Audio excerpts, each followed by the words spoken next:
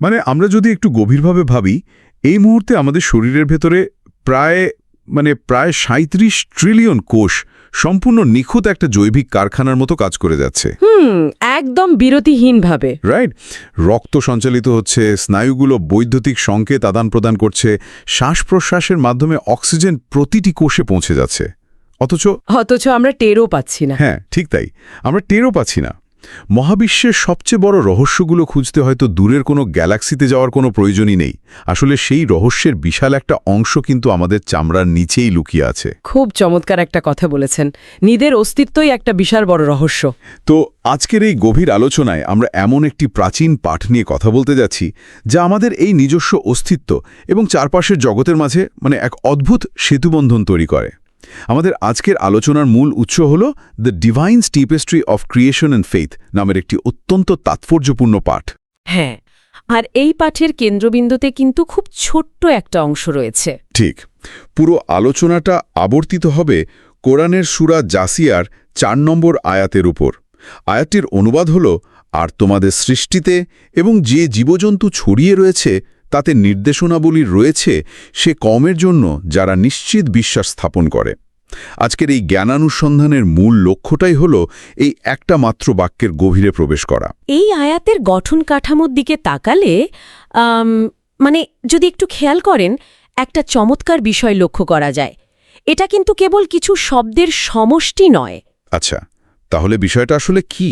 এটা মূলত মানুষের চিন্তার একটা সুশৃঙ্খল ফ্রেমওয়ার্ক বা কি বলে, একটা প্রণালী তৈরি করে দেয়। যিনি স্রষ্টা, তিনি এখানে পুরো মহাবিশ্বের অস্তিত্ব আর মানুষের মনস্তাত্ত্বিক যাত্রার একটা রোডম্যাপ এঁকে দিয়েছেন। একটা রোডম্যাপ মানে চিন্তার একটা নির্দিষ্ট পথ? একদম। এটাকে আপনি একটা লেন্স হিসাবে বিবেচনা করতে পারেন। এই লেন্স আমাদের শেখায় যে ঠিক কিভাবে পর্যবেক্ষণ শুরু করতে হবে, কোথায় দৃষ্টি নিবদ্ধ করতে হবে, আর সবচেয়ে বড় কথা হলো সেই পর্যবেক্ষণের পর যে ডেটা বা তথ্য আমরা পাব, আমাদের মস্তিষ্ক সেটা কিভাবে প্রসেস করবে। দারুণ একটা পয়েন্ট। এই একটা বাক্যের ভেতরেই তাহলে আত্মপর্যবেক্ষণ, পরিবেশ পর্যবেক্ষণ এবং বুদ্ধিবৃত্তিক চূড়ান্ত সিদ্ধান্তের কথা ধাপে ধাপে বলা হয়েছে। হ্যাঁ, বিষয়টা ঠিক এমনভাবেই সাজানো। আচ্ছা, তাহলে চলুন বিষয়টা একটু ভেঙে দেখি। আয়াতের ঠিক শুরুর অংশটুকু দিয়ে যদি আমরা বিশ্লেষণ শুরু করি, সেখানে বলা হয়েছে তোমাদের সৃষ্টিতে, মানুষের নিজস্ব সৃষ্টির কথা একেবারে প্রথমেই টানা হয়েছে। নিজের অস্তিত্বের কথা। রাইট। একটা সময় ছিল যখন মানুষ মনে করত যে জটিলতা কেবল বিশাল বিশাল যন্ত্রপাতির ভেতরেই থাকে, কিন্তু আজ আমরা জানি মানুষের ডিএনএর একটিমাত্র অণু যে পরিমাণ তথ্য ধারণ করে তা আধুনিক যুগের যে কোনো সুপার কম্পিউটারের চেয়েও অনেক বেশি। হ্যাঁ, কয়েক গুণ বেশি। ধরুন আমাদের মস্তিষ্ক, এটা মাত্র ২০ ওয়াট শক্তির সাহায্যে যে পরিমাণ ডেটা প্রসেস করে, তা করতে একটা কৃত্রিম বুদ্ধিমত্তার সার্ভারের মেগাওয়াট বিদ্যুতের প্রয়োজন হয়। অবাক করার মতো একটা ব্যাপার, তাই না? আসলেই আমাদের শরীর কোনো সাধারণ যান্ত্রিক কাঠামো নয়। এটা একটা স্বয়ংক্রিয়, নিজেকে নিজে মেরামত করতে সক্ষম একটা কোয়ান্টাম পর্যায়ের বায়োলজিক্যাল মেশিন। কিন্তু এখানে আমার একটা দার্শনিক খটকা লাগে। কী রকম খটকা? মহাকাশ তো আরও বিশাল, তাই না? গ্যালাক্সিগুলো তো আরও অনেক বেশি রহস্যময়। সেগুলোর কথা আগে না বলে মহাবিশ্বের রহস্য অনুসন্ধানের শুরুতেই কেন একেবারে নিজের শারীরিক আর মনস্তাত্ত্বিক কাঠামোর দিকে তাকাতে বলা হলো? কারণ যে কোনো পর্যবেক্ষণের সবচেয়ে নির্ভরযোগ্য আর প্রাথমিক কেন্দ্রবিন্দু হল স্বয়ং পর্যবেক্ষক নিজে। আচ্ছা, যে দেখছে সে নিজে। ঠিক তাই। একে বৈজ্ঞানিক ভাষায় আমরা অবজারভার ইফেক্টের একটা ভিন্ন রূপ বলতে পারি। বাইরের জগৎকে বিশ্লেষণ করার জন্য মানুষের সবচেয়ে বড় হাতিয়ার কি? তার নিজস্ব চেতনা আর ইন্দ্রিয়গুলো। চোখ, কান, মস্তিষ্ক, এগুলো দিয়েই আমরা বাইরের পৃথিবীটাকে প্রসেস করি। একদম। মহাকাশের বিশালত্ব বা ধরুন সমুদ্রের অতল গভীরতা মানুষের কাছে অধরা থাকতে পারে, কিন্তু নিজের শ্বাস প্রশ্বাস, নিজের হৃদস্পন্দন বা একটা কোষ কিভাবে বিভক্ত হচ্ছে, এই বিষয়গুলো তো সম্পূর্ণভাবে মানুষের আয়ত্তে। হ্যাঁ, নিজের ভেতরের এই জিনিসগুলো তো আমরা অনুভব করতে পারি। তো উৎসটি আমাদের একটা গভীর দার্শনিক সত্যের মুখোমুখি দাঁড় করাচ্ছে। চিন্তার শুরুটা দূরের কোনো ব্ল্যাক হোল বা নেবুলা থেকে হওয়ার কোনো দরকার নেই। নিজের অস্তিত্বের আয়না থেকেই সেই চিন্তার শুরুটা হতে হবে। ও, বুঝতে পেরেছি। মানে আমি যদি নিজের ভেতরের মেকানিজমটাই না বুঝি তাহলে বাইরের বিশাল জগৎ বুঝব কিভাবে? হ্যাঁ, নিজের ভেতরের এই অকল্পনীয় জটিলতা আর নিখুঁত ভারসাম্য যখন কেউ অনুধাবন করতে পারে, কেবল তখনই তার মস্তিষ্ক বাইরের জগতের আরও বড় জটিলতাগুলো বোঝার জন্য প্রস্তুত হয়। নিজেকে বোঝার এই প্রক্রিয়াটি মূলত বাইরের মহাবিশ্বকে ডিকোড করার প্রথম ধাপ। তার মানে মানুষের নিজস্ব শরীর আর মনস্তত্ত্ব হল সেই প্রাইমারি ডেটাসেট। এই ডেটাসেট দিয়ে সে মহাবিশ্বের অ্যালগোরিদম বোঝার কাজ শুরু করে। একদম পারফেক্ট অ্যানালজি। কিন্তু যদি কেউ কেবল নিজের ভেতরেই আটকে থাকে, তবে তো তার বিশ্বদর্শন অসম্পূর্ণ থেকে যায়, তাই না? সম্ভবত এ কারণেই নিজের অস্তিত্বের কথা বলার ঠিক পরে আয়াতটি মানবকেন্দ্রিক চিন্তার বাইরে গিয়ে দৃষ্টিকে প্রসারিত করতে বলে। আয়াতের পরবর্তী অংশে পরবর্তী অংশে বলা হচ্ছে এবং যে জীবজন্তু ছড়িয়ে রয়েছে। এখানে এই ছড়িয়ে রয়েছে বা স্ক্যাটার্ড শব্দগুচ্ছ আমার কাছে অত্যন্ত তাৎপর্যপূর্ণ মনে হয়েছে। অবশ্যই এটা খুব গভীর একটা ইঙ্গিত। আধুনিক বাস্তুবিদ্যা বা ইকোলজির আলোকে যদি আমরা চিন্তা করি, একজন চিত্রশিল্পী যেমন বিশাল ক্যানভাসের বিভিন্ন জায়গায় সচেতনভাবে রং ছড়িয়ে দেন, ঠিক তেমনি প্রকৃতির এই ছড়িয়ে থাকা প্রাণীগুলো কোনো এলোমেলো বিষয় নয়। না, এটা মোটেই র্যান্ডম কোনো ঘটনা নয়। এখানে তো একটা বিকেন্দ্রীকৃত বা ডিসেন্ট্রালাইজড নেটওয়ার্কের মতো কাজ করে। একটা সাপ্লাই চেইন অ্যালগোরিদমে যেমন প্রতিটি নোড নির্দিষ্ট জায়গায় বসানো থাকে পুরো সিস্টেমকে সচল রাখার জন্য, জীবজন্তুগুলো ঠিক একইভাবে নির্দিষ্ট ইকোসিস্টেমে ছড়িয়ে আছে। যদি আমরা এই ছড়িয়ে থাকা বিষয়টাকে একটা গ্লোবাল নেটওয়ার্কের দৃষ্টিকোণ থেকে বিশ্লেষণ করি, তবে এর ভেতরের মেকানিজমটা খুব স্পষ্ট হয়ে ওঠে। বাস্তুতন্ত্রে কিস্টোন স্পিসিস বা চাবিকাঠি প্রজাতির একটা ধারণা রয়েছে।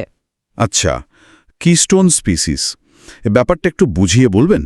ধরুন একটা নির্দিষ্ট প্রাণীকে পৃথিবীর ঠিক সেই অঞ্চলেই রাখা হয়েছে যেখানে তার থাকাটা ওই পরিবেশের ভারসাম্যের জন্য সবচেয়ে বেশি জরুরি।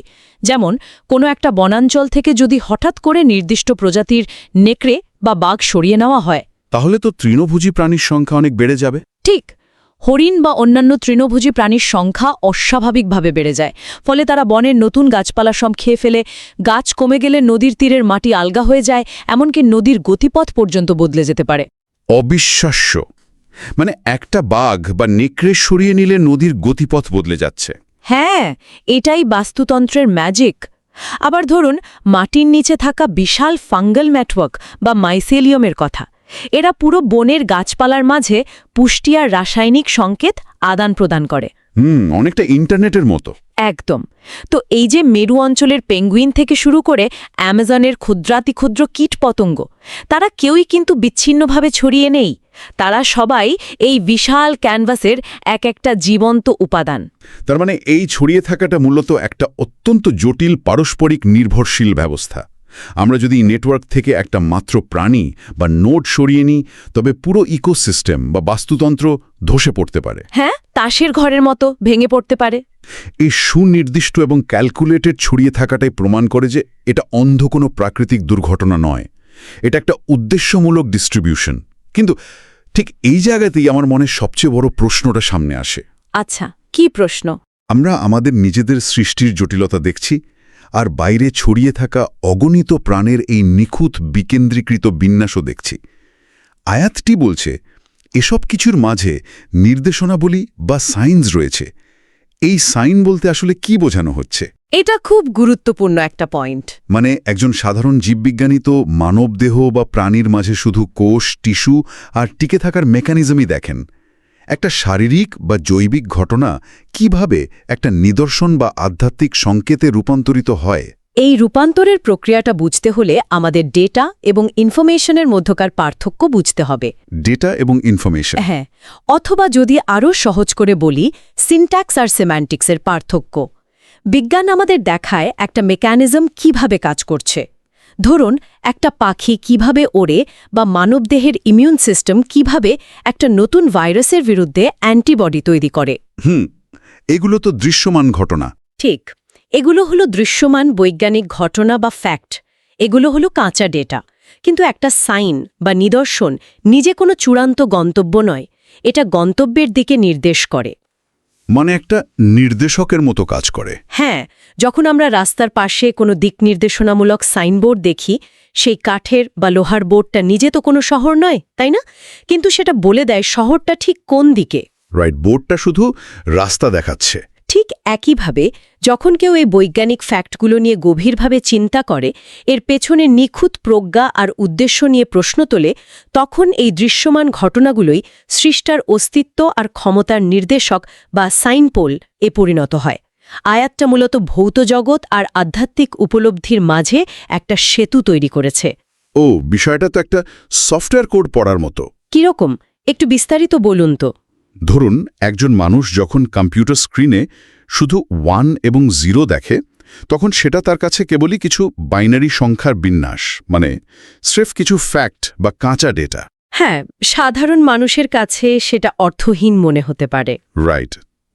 কিন্তু যখন সে বুঝতে পারে যে এই 1 আর 0 এর বিন্যাসের কারণেই কম্পিউটারে একটা সুন্দর গ্রাফিক্স বা ভিডিও গেম চলছে, তখন সেই বাইনারি কোডগুলো তার কাছে একটা সাইন হয়ে ওঠে। সে বুঝতে পারে যে এই কোডের পেছনে একজন প্রোগ্রামারের স্পষ্ট উদ্দেশ্য আর বুদ্ধিমত্তা রয়েছে। একদম নিখুঁত একটা অ্যানালজি দিয়েছেন। মানে ভৌত জগৎ হলো সেই বাইনারি কোড, আর সেটাকে যখন চিন্তার ফিল্টারে প্রসেস করা হয়, তখনই সেটা উদ্দেশ্যমূলক নিদর্শনে বা সাইনে রূপান্তরিত হয়। হ্যাঁ, এই দৃশ্যমান ভৌত জগৎ আর আধ্যাত্মিক উপলব্ধির মধ্যে সেতু তৈরি করাই হলো এই নিদর্শনগুলোর কাজ। বিজ্ঞান আমাদের উত্তর দেয় মেকানিজমের, আর এই নিদর্শনগুলো আমাদের ভাবতে শেখায় সেই মেকানিজমের পেছনের পারপাস বা উদ্দেশ্য নিয়ে। অসাধারণ একটা কনসেপ্ট। তবে এখানে কিন্তু একটা মনস্তাত্ত্বিক শর্ত কাজ করে, যা আয়াতের সেই অংশে খুব স্পষ্টভাবে উল্লেখ করা হয়েছে। হ্যাঁ, ঠিক এই জায়গাতেই আয়াতটি আমাদের একটা মনস্তাত্ত্বিক ধাঁধার দিকে নিয়ে যায়। বলা হয়েছে এই নিদর্শনগুলো সে কওমের জন্য যারা নিশ্চিত বিশ্বাস স্থাপন করে। এখন আমি যদি একটু ক্রিটিক্যালি চিন্তা করি, একটা খটকা লাগতে পারে। খটকা লাগাটাই স্বাভাবিক, বলুন। যদি এই নিদর্শন বা সাইনগুলো আসলেই প্রমাণ হিসাবে কাজ করে, তবে সেটা তো অবিশ্বাসীদের জন্য বেশি উন্মুক্ত হওয়া উচিত ছিল, তাই না? কারণ প্রমাণের প্রয়োজন তো তাদেরই সবচেয়ে বেশি। আপাত দৃষ্টিতে সেটাই মনে হয়। কিন্তু বলা হচ্ছে এই নিদর্শনগুলো তাদের জন্য যারা নিশ্চিত বিশ্বাস স্থাপন করে। এর মানে কি এই যে আগে থেকেই বিশ্বাস থাকতে হবে, তবেই নিদর্শনগুলো চোখে পড়বে? আধুনিক বিজ্ঞানের ভাষায় একে কি আমরা এক ধরনের কনফার্মেশন বায়াস বলতে পারি না? Confirmation bias. হ্যাঁ, মানে একজন মানুষ যা বিশ্বাস করতে চায় সে কেবল প্রকৃতির মাঝে সেই জিনিসগুলোই খুঁজে বেড়াচ্ছে এবং বাকি সবকিছুকে এড়িয়ে যাচ্ছে।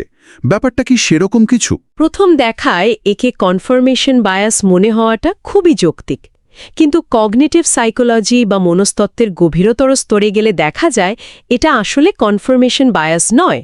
তাহলে এটা কি? এটা মূলত একটা অত্যন্ত শক্তিশালী cognitive feedback loop. Feedback loop মানে একটা চক্রের মতো? হ্যাঁ, বৈজ্ঞানিক গবেষণার পদ্ধতি বা সায়েন্টিফিক মেথড কিভাবে কাজ করে তা যদি আমরা খেয়াল করি, তাহলে বিষয়টা আরও পরিষ্কার হবে। কোনো বিজ্ঞানী কিন্তু সম্পূর্ণ শূন্য মন নিয়ে ল্যাবরেটরিতে ঝোঁকেন না। তা ঠিক, একটা ধারণা তো থাকেই। একদম। তার মনে প্রথমে একটা হাইপোথিসিস বা প্রাথমিক তাত্ত্বিক কাঠামো থাকে। এরপর তিনি যখন ডেটা বা নিদর্শন সংগ্রহ করতে শুরু করেন, তখন সেই ডেটাগুলো তার ওই কাঠামোর ভেতরে একটা অর্থ তৈরি করে। আর যদি কোনো হাইপোথিসিস না থাকে? যদি তার কোনো প্রাথমিক হাইপোথিসিস না থাকত, তবে হাজার হাজার ডেটা তার কাছে নিশ্চয়ই নয়েজ বা বিশৃঙ্খলা বলে মনে হতো। সেগুলো কোনো প্যাটার্ন তিনি ধরতে পারতেন না। আচ্ছা, তার মানে মানব মস্তিষ্ক মূলত প্যাটার্ন রেকগনিশন বা নকশা শনাক্ত করার একটা যন্ত্র। যদি মস্তিষ্কের কাছে আগে থেকে কোনো ফ্রেমওয়ার্ক বা বেসলাইন না থাকে, তবে সে এই এলোমেলো ডেটা থেকে কোনো প্যাটার্ন বের করতে পারে না। ঠিক তাই। যে ব্যক্তি মনে করে এই মহাবিশ্ব সম্পূর্ণ একটা অন্ধ বা র্যান্ডম ঘটনা, সে প্রকৃতির নিখুঁত বিন্যাস দেখলেও সেটাকে স্রেফ কাকতালীয় বা সার্ভাইভাল ইনস্টিংক্ট বলে উড়িয়ে দেবে। সে হয়তো ভাববে এটা এমনি এমনি হয়ে গেছে। হ্যাঁ, কিন্তু যার মনে স্রষ্টার অস্তিত্ব বা অন্তত একটা সুশৃঙ্খল ডিজাইনের প্রাথমিক হাইপোথিসিস রয়েছে, সে যখন এই ডেটাগুলো দেখে, তখন তার মস্তিষ্ক সেই প্যাটার্নগুলোকে কানেক্ট করতে শুরু করে। রাইট। আর এখানেই মনে হয় ওই ফিডব্যাক লুপের আসল ম্যাজিকটা কাজ করে। একদম। প্রাথমিক বিশ্বাস বা হাইপোথিসিস মানুষকে অনুসন্ধিৎসু করে তোলে। যার ভেতরে এই মহাবিশ্বের কোনো অর্থ থাকার সামান্যতম বিশ্বাস বা কৌতূহলটুকু নেই, সে নিজের দিকে বা ছড়িয়ে থাকা প্রাণীদের দিকে তাকিয়ে কোনো বিষয়ই অনুভব করবে না।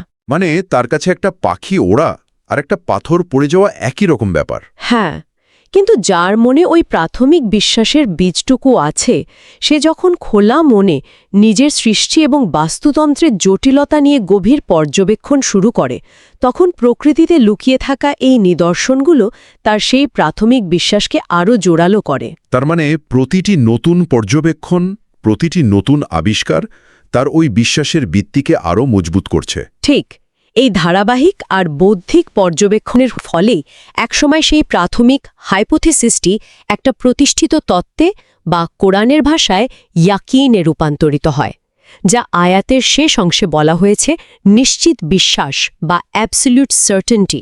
এই মেকানিজমটা সত্যিই অসাধারণ।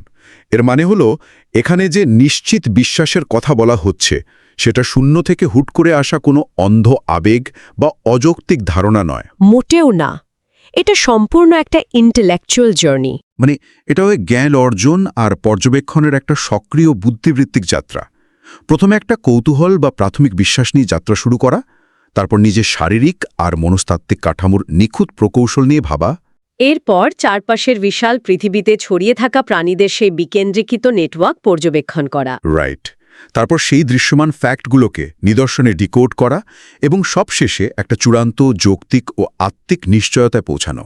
একটা মাত্র বাক্যের ভেতরে মানবীয় উপলব্ধির এমন একটা পূর্ণাঙ্গ রোডম্যাপ লুকিয়ে থাকতে পারে, তা আজ গভীরভাবে বিশ্লেষণ না করলে হয়তো অগোচরেই থেকে যেত। হ্যাঁ, আর এই পুরো আলোচনাটা কিন্তু আমাদের বারবার একটা কথাই স্মরণ করিয়ে দেয়: জ্ঞান আর বিশ্বাস কখনোই একে অপরের প্রতিপক্ষ নয়, বরং এরা একে অপরের পরিপূরক। একদম। আমরা মানবদেহ এবং প্রকৃতির বিজ্ঞান যত বেশি জানব, আমাদের চারপাশকে যত সূক্ষ্মভাবে পর্যবেক্ষণ করব, আমাদের এই ফিডব্যাক লুপ ততটাই শক্তিশালী হবে। নিদর্শনগুলো কিন্তু সব জায়গাতেই ছড়িয়ে আছে। প্রয়োজন শুধু সেই লেন্সটি চোখে পড়া, যা এই ডেটাগুলোকে অর্থপূর্ণ সাইনে বা নিদর্শনে রূপান্তর করতে পারে। ঠিক বলেছেন। চমৎকার। আজকের এই গভীর বুদ্ধিবৃত্তিক আলোচনার আমরা একেবারে শেষ পর্যায়ে চলে এসেছি। তবে মূল আলোচনা শেষ করার আগে আজকের এই আয়াতের দর্শন থেকে একটা নতুন চিন্তার খোরাক রেখে যেতে চাই। বলুন। আয়াতটি আমাদের নিজস্ব সৃষ্টি আর চারপাশে ছড়িয়ে থাকা জীবজন্তুর মাঝে নিরন্তর নিদর্শন খোঁজার কথা বলছে। এই নিদর্শনগুলোই তো আমাদের মস্তিষ্ককে সেই ফিডব্যাক লুপের মাধ্যমে চূড়ান্ত নিশ্চয়তায় পৌঁছাতে সাহায্য করে, তাই না? হ্যাঁ, এটাই তো মূল প্রক্রিয়া। কিন্তু আধুনিক এই যান্ত্রিক আর শহুরি জীবনের দিকে যদি আমরা তাকাই, দেখা যাবে চারপাশটা কংক্রিট আর ইট পাথরের দেয়ালে ঘেরা। আমরা দিনের বেশিরভাগ সময়ই কাটাই কোনো না কোনো স্ক্রিনের দিকে তাকিয়ে। এটা আমাদের বর্তমান জীবনের একটা বড় রিয়ালিটি। একটু ভেবে দেখুন তো, কতটুকু সময় আমরা নিজেদের ভেতরের অস্তিত্ব, আমাদের শ্বাস-প্রশ্বাস বা চেতনার রহস্য নিয়ে গভীরভাবে ভাবি, আর কতটুকু সময় বা ওই ইট পাথরের দেয়াল পেরিয়ে প্রকৃতির মাঝে ছড়িয়ে থাকা সে নিখুঁত ইকোসিস্টেম বা জীবজন্তুর দিকে তাকানোর সুযোগ পাই। খুব প্রাসঙ্গিক একটা পয়েন্ট তুলেছেন। সময় তো পাওয়াই যায় না বলতে গেলে। রাইট। আমরা যদি কনক্রিটের জঙ্গলে আটকে থেকে প্রকৃতির এই ছড়িয়ে থাকা নিদর্শনগুলো থেকে নিজেদের সম্পূর্ণ বিচ্ছিন্ন করেই রাখি, তবে কি আমরা সেই চূড়ান্ত এবং নিশ্চিত বিশ্বাসে পৌঁছানো প্রাকৃতিক আর মনস্তাত্ত্বিক উপায়টি ধীরে ধীরে হারিয়ে ফেলছি না? প্রকৃতির এই বিশাল ক্যানভাস থেকে বিচ্ছিন্ন হয়ে মানবজাতি কি তার নিজস্ব অস্তিত্বের অর্থ খোঁজার ক্ষমতাও হারিয়ে ফেলছে? এটা সত্যিই গভীরভাবে ভাবার মতো একটা বিষয়। এই গভীর প্রশ্নটি আমাদের সবার ভাবনার জগতেই থেকে যাক। আজকের মতো আমাদের এই জ্ঞানানুসন্ধান এখানেই শেষ করছি।